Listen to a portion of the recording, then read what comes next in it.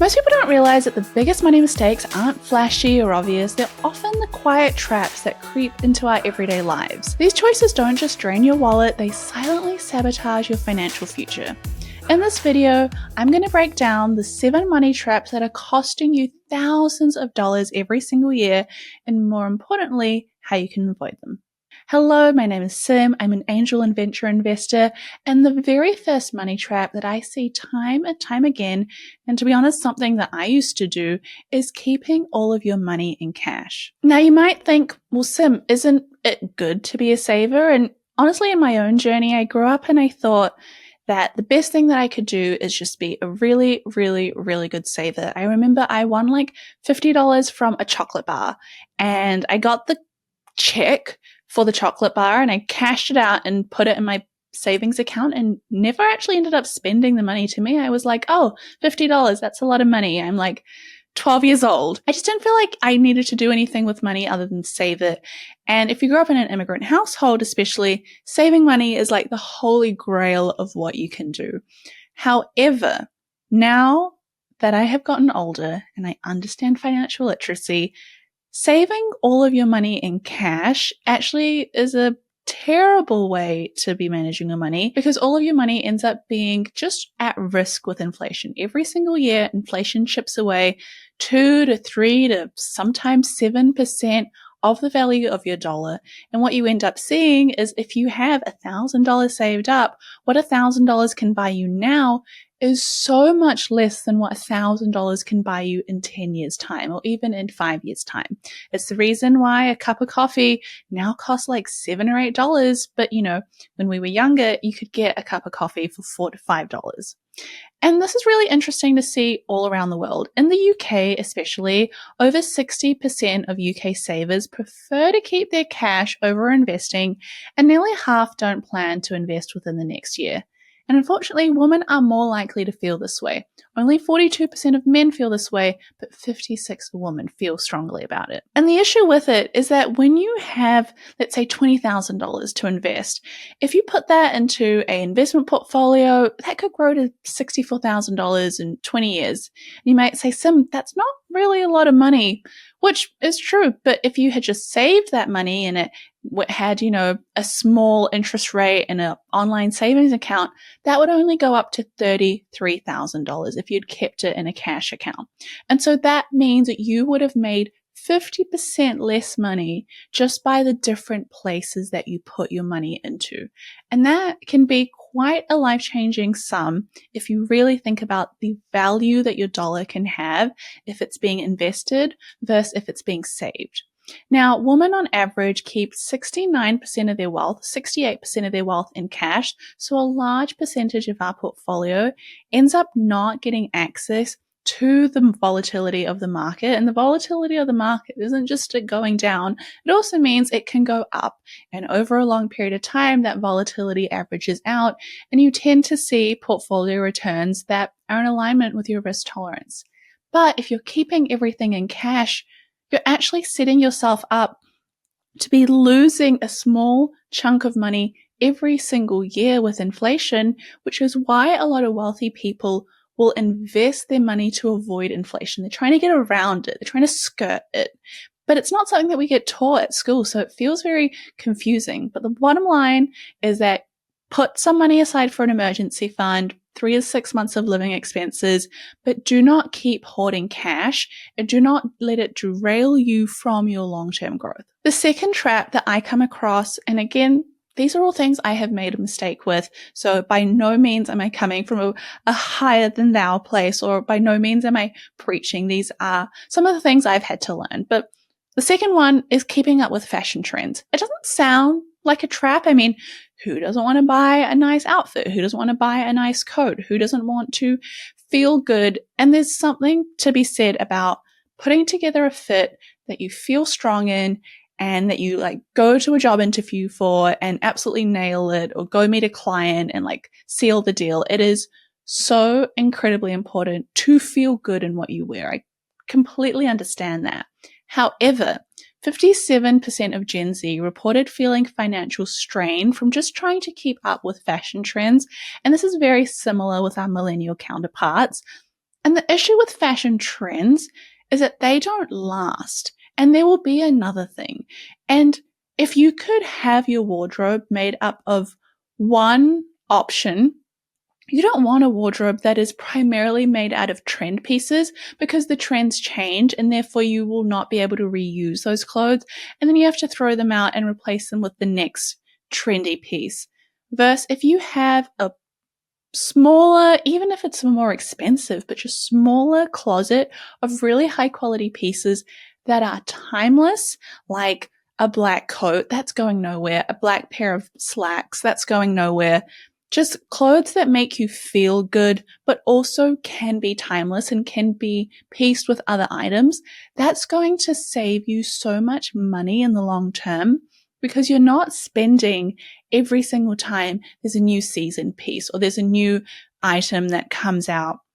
And I will notice this in myself. Like, there will absolutely be moments where if I'm looking for, a nice work fit, right now it's those sleeveless tops with the buttons in the middle and the bottom of the top kind of like splays out into like almost like an upside down letter Y.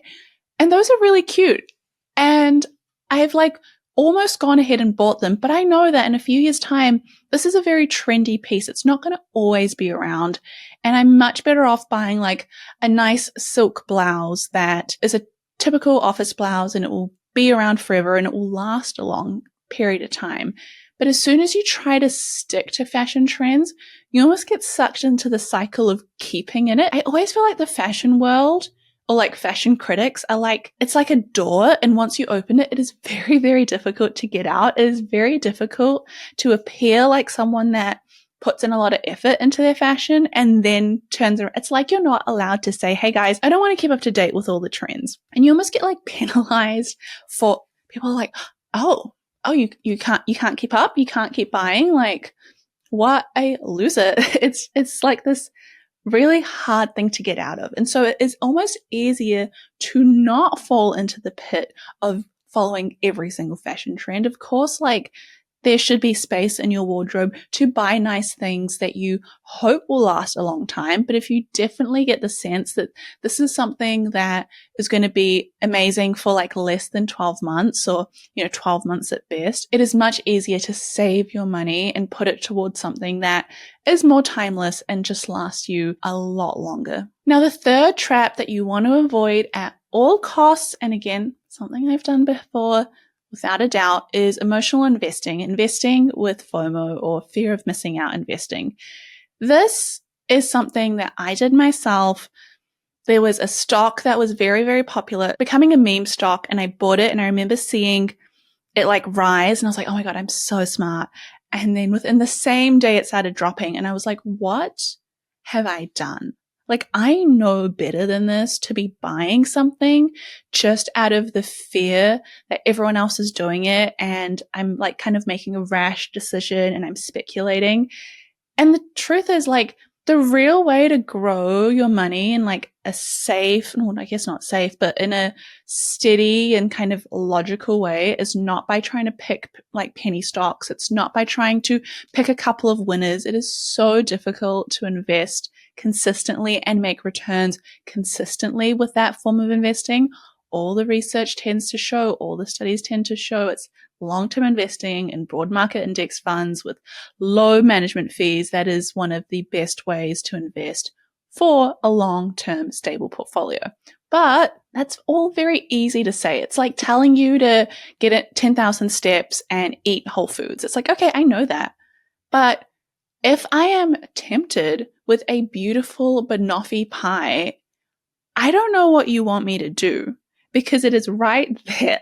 And FOMO investing is very similar. If you see a meme stock or like an alternative cryptocurrency that seems to be doing really well and everyone's jumping in, and day by day it's going up 4%, 5%, 9%, 10% in a single day, it's very tempting to be like, oh, well, maybe I should put in like a little bit of money and kind of just make some quick, fun money. However, it is a trap, because it leads to making investing decisions that do not serve you long term. You're going to be emotionally heightened. You're going to become more of an impulsive short-term decision maker when it comes to your money over having long-term stability.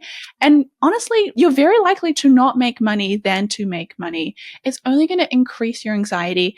And you're probably going to start saying, if you do get burned, you'll start saying things like investing is just like gambling, like don't do it, stay away from it. And so really the best route to avoid this trap is to have a clear path with your investing, have a clear plan, invest methodically, like dollar cost average, broad market index funds, and ignore the hype. There is no need to be reading stock market news every single day. I say that we have our investing stock market tea newsletter that we put out once a week. And that is all the news that you need to know. Like once a week is plenty of information about what's happening in the markets. If you're making different decisions based on day-to-day trends, like that sets you up. It sounds really impressive and it sounds like, oh, I keep up with the news. But from a point of view of trading and investing, long-term investing is always, always, always going to be a less riskier option. Now, the fourth mistake or the fourth trap that I see coming up, and again,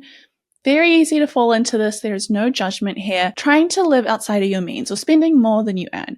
And it's very easy to do so. In Australia, 1 in 3 people admit to feeling financial pressure to overspend on their appearances, especially for women. And this often leads to buy now, pay later uses. It leads to more debt. It leads to credit damage. And honestly, you just create like a cycle where you are spending more than you are making. And it is very difficult to get out of. If you find that you feel, again, kind of going back to the clothing, but also in other trends, if you find the need to buy something just because you see other people have it, you see your friends have it, and it makes you feel more insecure. It makes you feel like you work really hard, you deserve a nice thing too, and you want to keep living a life that obviously is comfortable. Like, who doesn't want comfort? Who in their right mind is like, I don't want that nice thing. I do not want to travel. I do not want a nice pair of pajamas. Like, we all want nice things. My God, creature comforts are like a beautiful, beautiful thing to have. But it is so difficult to continue down a path where you know that what you're buying is not really within your price range right now. And it's hard to get out of it. And we did an episode earlier on compulsive buying. And a lot of it is to do with your feelings about yourself, insecurities, trying to numb something that's going on in your life. And so you might find that spending outside of your means isn't necessarily a trap that comes from just being like stupid or being bad with your money or just like being dumb. Those aren't really the reasons why people are spending outside of their means. Like, if you know that you make $2,000 a month and you're spending $4,000 a month, like, that's very simple math. And we can all do that kind of math. There's usually a deeper meaning. So when you're finding that you're in a place where you are spending outside of your means, it is so valuable to look and dig deeper and figure out where it's coming from.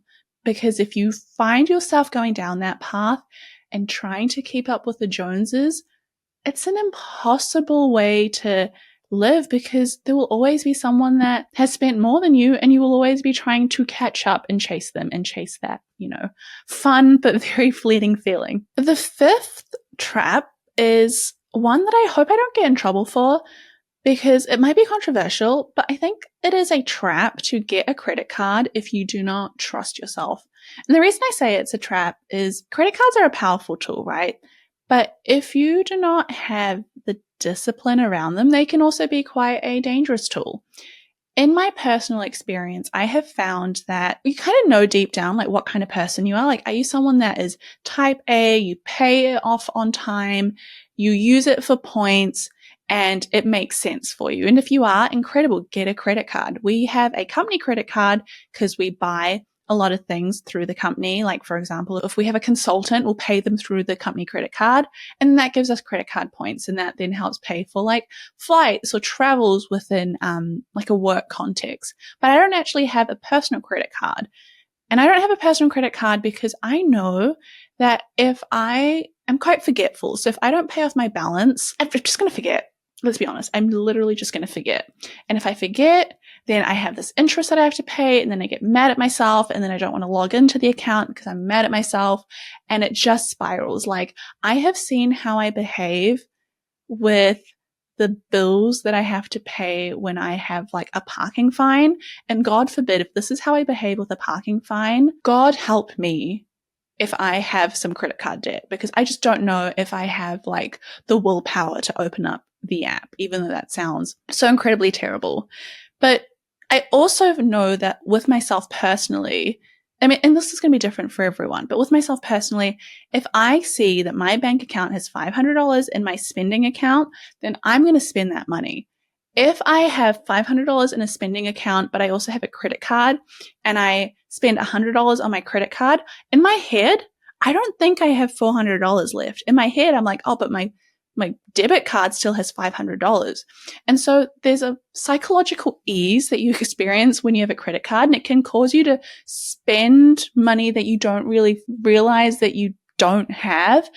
And the sort of data around it is quite sobering. 1 in 4 Gen Z individuals would willingly max out a credit card in a tough time. 62% of Gen Z lack emergency savings. And this is double the amount that baby boomers have. And so a smart step is that if you cannot commit to paying fully every single month, there's other alternatives like debit cards. That's what I use, or prepaid cards, or cash envelopes. If you're someone that can have the discipline to use credit cards and use them wisely and pay them off, all good. That is incredibly impressive.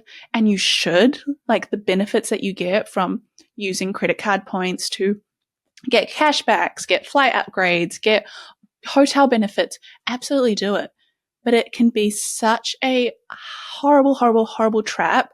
And no one goes into credit card debt on purpose. No one is like, oh, well, I want to have $40,000 of credit card debt. I want to have $60,000 of credit card debt. It doesn't start off that way.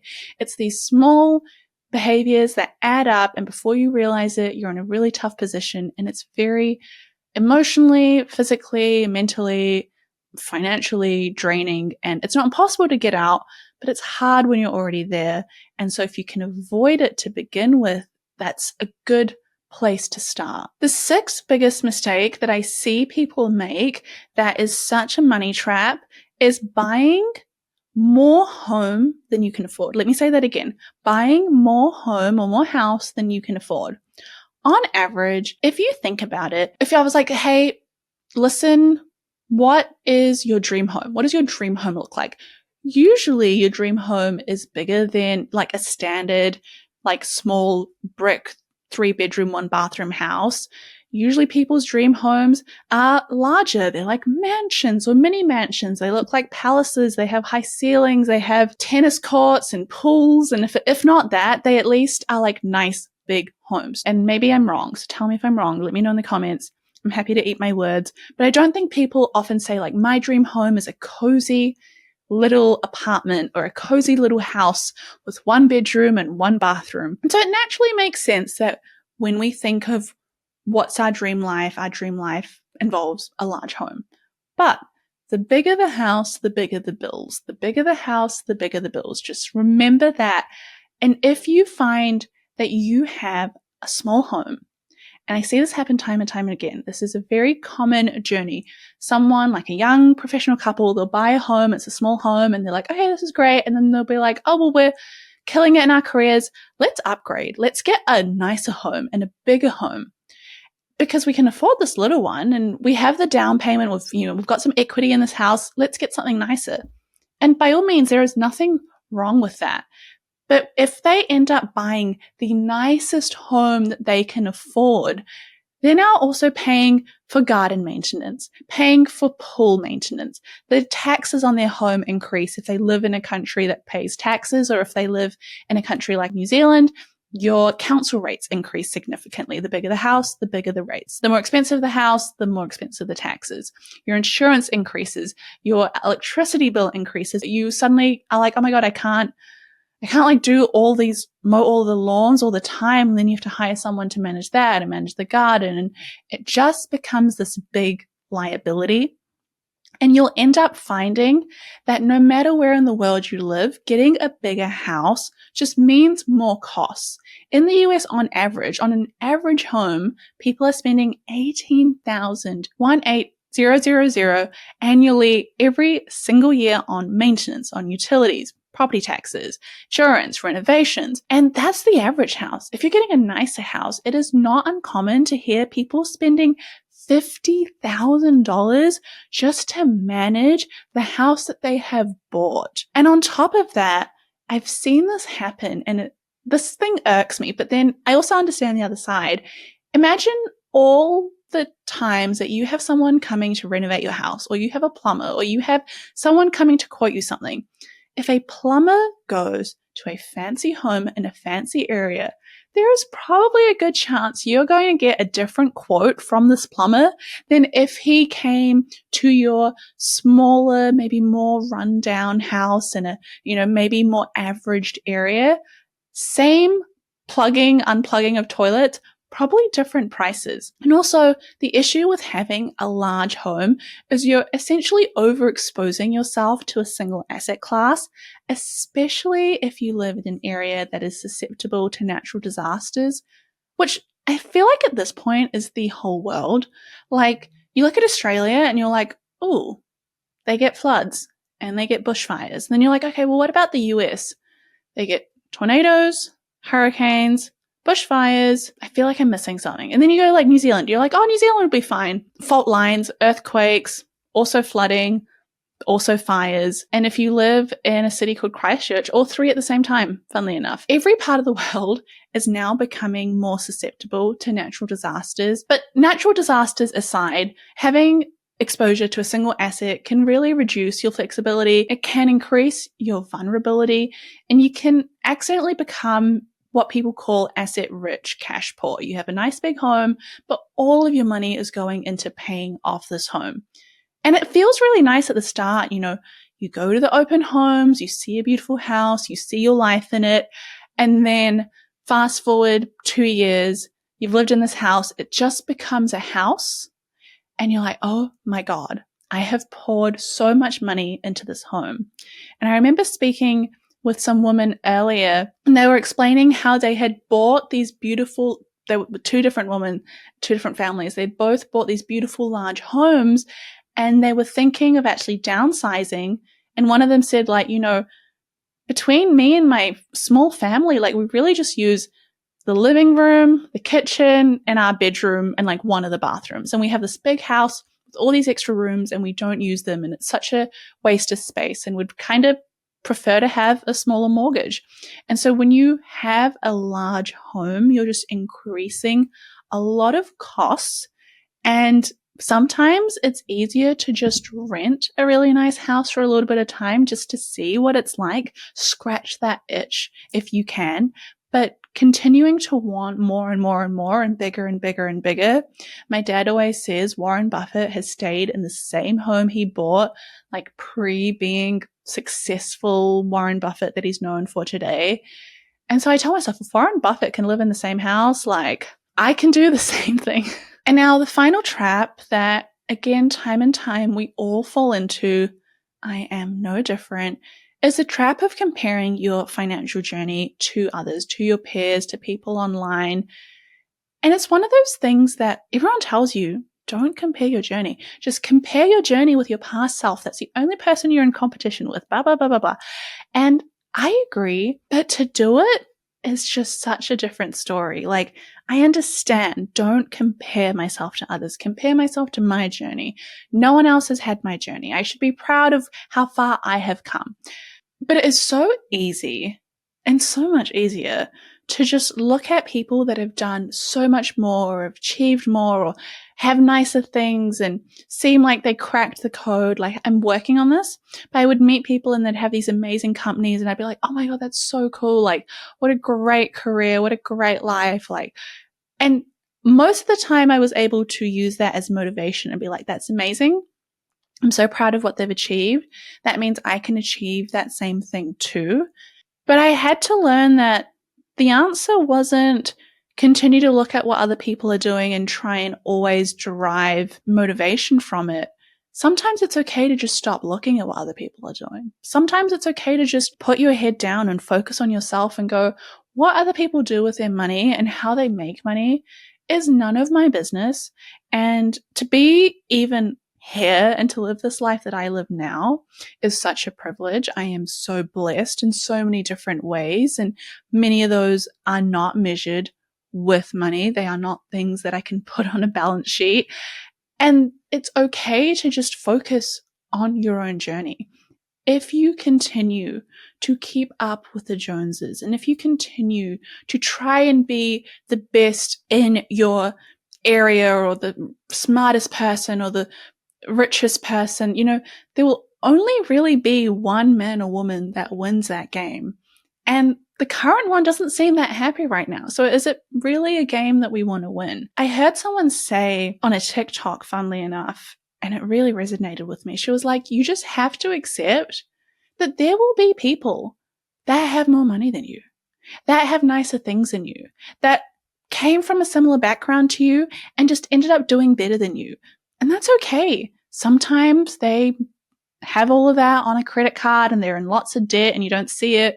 Sometimes they have family money that's helped them get there.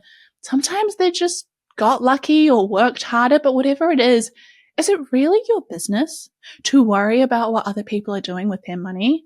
Because all I can control is what I do with my money. All I can control is how much money I make. All I can control is how much money I spend and how much money I invest and the life experiences that I give myself through buying a holiday or going on a trip or spending time with my family. And so to compare your journey with anyone else's, in my opinion, is such a trap because it just robs yourself of savoring and enjoying and being grateful for where you are.